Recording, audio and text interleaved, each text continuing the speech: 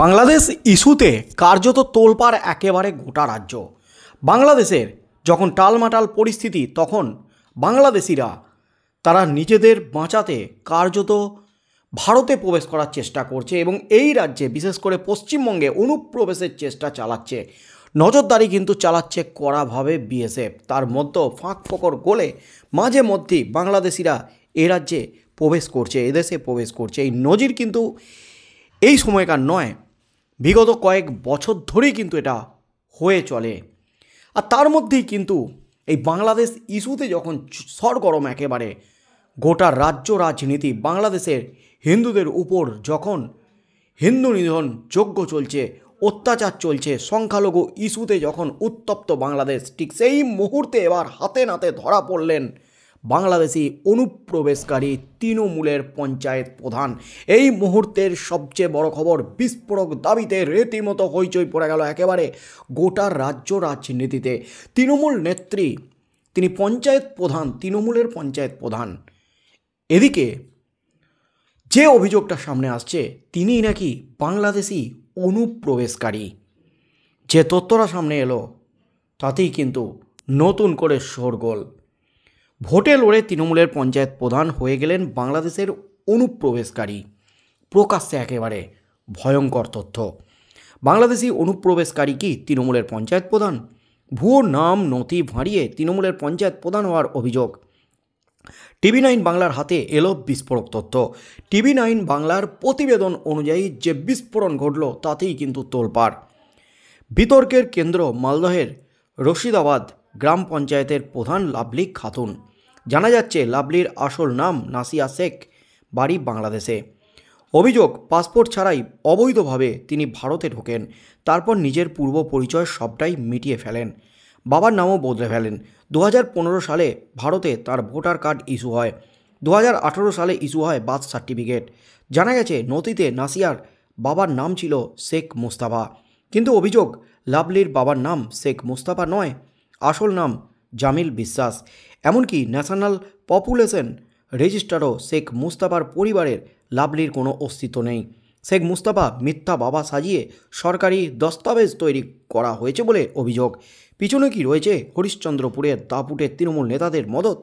ওপার থেকে এসে এপারের ভোটে লড়াই, তাও কেবল নিজেকে ভারতীয় নাগরিক প্রমাণ নয়, ভোটে দাঁড়িয়ে লড়াইও করলেন। কিন্তু প্রশ্ন উঠছে কিভাবে? আইনজীবী অম্লান ভাদুরী জানান, লাভলির কাছে পঞ্চায়েত নির্বাচনে যিনি পরাজিত হয়েছিলেন, রেহানা সুলতানা, কলকাতা হাইকোর্টে মামলা দায়ের করেন। বিচারপতি চাঁচলের এসডিওকে রিপোর্ট জমা দেওয়ার নির্দেশ দেন। আইনজীবী জানান, নাসিয়া যে বাংলাদেশি তার প্রমাণ রয়েছে, ওবিসি সার্টিফিকেটটাও যে জাল তারও প্রমাণ রয়েছে। এসডিও এ সিদ্ধান্ত নেওয়ার নির্দেশ দিয়েছেন বিচারপতি। লাভলির মিথ্যা বাবা শেখ মুস্তাফাকে হাইকোর্টে তলব করা হয়েছে, কিন্তু বারবার ডাকা সত্ত্বেও তিনি হাজিরা দেননি। তারপর থেকে 6 মাস পেরিয়ে গেছে, এখনও এই বিষয়ে কোনো পদক্ষেপ করা হয়নি। এখনও পর্যন্ত পঞ্চায়েত প্রধানের পদেই রয়েছেন নাসিয়া। নাসিয়ার যে গ্রামের মেয়ে নন তা স্বীকারও করে নিয়েছেন সাক্ষী। রিয়াজ আলম নামে এক সাক্ষী স্বীকার করে নিলেন, নাসিয়া আমাদের গ্রামের মেয়ে নন। কাগজ কিভাবে জোগাড় করেছেন আমরা জানি না, আমাদের বিডিও অফিসে রেখেছিল, নোটিশ এসেছিল, সবই ডুপ্লিকেট সাইন রয়েছে। বিস্ফোরক দাবি করেন সাক্ষী। শেখ মুস্তাফার মেয়ে যে লাভলি নন তাও মেনে নেন তিনি, বলেন মুস্তাফাকে বাবা বানিয়েছেন। মুস্তাফার যে মেয়ে লাভলি নন তা পুরো গ্রাম জানে। মুস্তাফার এক মেয়ে 2 ছেলে। এ বিষয়ে প্রতিক্রিয়া জানতে অভিযুক্ত পঞ্চায়েত প্রধান নাসিয়া ওরফে লাভলিকে ফোন করেছিল TV9 বাংলার প্রতিনিধিরা। তিনি ফোন ধরেই প্রশ্ন এড়িয়ে যান। তিনি বলেন, পরে কথা বলছি। অর্থাৎ হাতে নাতে কিন্তু ধরা পড়ে গেলেন তৃণমূলের পঞ্চায়েত প্রধান। কি পরিস্থিতি, কি ভয়ঙ্কর পরিস্থিতি! অনুপ্রবেশ নিয়ে যখন উত্তপ্ত একেবারে গোটা রাজ্য, গোটা দেশ, ঠিক সেই মুহূর্তে একেবারে হাইকোর্টে ধরা পড়ে গেলেন তৃণমূলের পঞ্চায়েত প্রধান। তিনি আসলে বাংলাদেশি অনুপ্রবেশকারী। ভুয়ো নথি জোগাড় করে এবং তৃণমূলের দাপুটে নেতাদের সাহায্যে এই কাজ করেছেন। এমনকি যাকে বাবা সাজিয়েছেন তিনি কিন্তু ভয়ে সব ফাঁস করে দিয়েছেন। সে যে তার মেয়ে নয় তিনি স্বীকার করে নিয়েছেন। অর্থাৎ ভুয়ো সার্টিফিকেট, ভুয়ো নথি নিয়েই তিনি সমস্ত কিছু বানিয়েছিলেন। এমনকি যে বিস্ফোরক তথ্য হাতে এসেছে, 2018 সালে ইস্যু হয় বার্থ সার্টিফিকেট, 2015 সালে তার ভোটার কার্ড ইস্যু হয়। এমনই কিন্তু বিস্ফোরক তথ্য। এবং নথিতে নাসিয়ার বাবার নাম ছিল শেখ মোস্তাফা, কিন্তু অভিযোগ লাভলির বাবার নাম শেখ মোস্তাফা নয়, আসল নাম জামিল বিশ্বাস।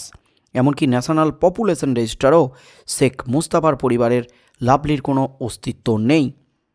শেখ মোস্তাফা মিথ্যা বাবা সাজিয়ে সরকারি দস্তাবেজ তৈরি করেছিল বলে অভিযোগ। পিছনে কি রয়েছে? হরিশ্চন্দ্রপুরের দাপুটে তৃণমূল নেতাদের মদত, ওপার থেকে এসে এপারের ভোটে লড়াই, তাও কেবল নিজেকে ভারতের নাগরিক প্রমাণ নয়, ভোটে দাঁড়িয়ে লড়াইও করলেন, জিতেও গেলেন। আর তারপরে কিন্তু তার বিপক্ষ প্রার্থী তিনি রেহানা সুলতানা কলকাতা হাইকোর্টে মামলা দায়ের করলেন। বিচারপতি চাঁচলের এসডিওকে রিপোর্ট জমা দেওয়ার নির্দেশ দেন। রিপোর্ট জমা দিতেই কিন্তু তোলপাড়, একেবারে কেঁচো খুঁড়তে কেউটে সমস্ত কিছু সামনে চলে এলো, সমস্ত জালিয়াতি সমস্ত কিছু সামনে চলে এলো। এবার কি গ্রেপ্তার হবেন তৃণমূলের এই পঞ্চায়েত প্রধান? কারণ এখনও পর্যন্ত কোনো পদক্ষেপই নেওয়া হয়নি। এখনও পর্যন্ত তৃণমূলের পঞ্চায়েত প্রধানের পদেই রয়েছেন লাভলি। তিনি কি সত্যি বাংলাদেশি অনুপ্রবেশকারী, বাংলাদেশ থেকে এসে নাম ভারিয়ে কি এদেশে বাসিন্দা শুধু নন, এমনকি নির্বাচনে লড়াই করেছেন, তা আবার শাসক দল তৃণমূলের হয়ে, যে অভিযোগটা বিরোধীরা বারবার করে, শুভেন্দু অধিকারী গতকালও করেছেন। সেই অভিযোগ একেবারে প্রমাণিত কলকাতা হাইকোর্টে। ভয়ঙ্কর বিপদে একেবারে শাসক দল। TV9 বাংলার প্রতিবেদনে যা তথ্য সামনে এলো তা যদি সত্য হয়, তাহলে কিন্তু রীতিমতো সত্যি ভয়ঙ্কর পরিস্থিতি। একেবারে বাংলাদেশি অনুপ্রবেশকারীরা কিভাবে এদেশে ঢুকে এদেশের মানুষের সাহায্যে কিভাবে সীমান্তবর্তী এলাকার তারা বাসিন্দা হয়ে উঠছে, ভুয়ো নথি, ভুয়ো সার্টিফিকেট, ভুয়ো দস্তাবেজ জোগাড় করে তাতে সব জাল সই, এমনই কিন্তু তথ্য সামনে আসছে।